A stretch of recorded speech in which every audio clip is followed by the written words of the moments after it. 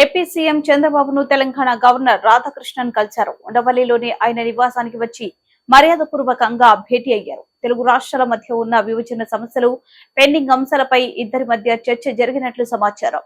అంతకుముందు గవర్నర్ కు మంత్రి నారా లోకేష్ స్వాగతం పలికారు. మంగళగిరి చేనేత శాలవతో ఆయన్ను సత్కరించారు.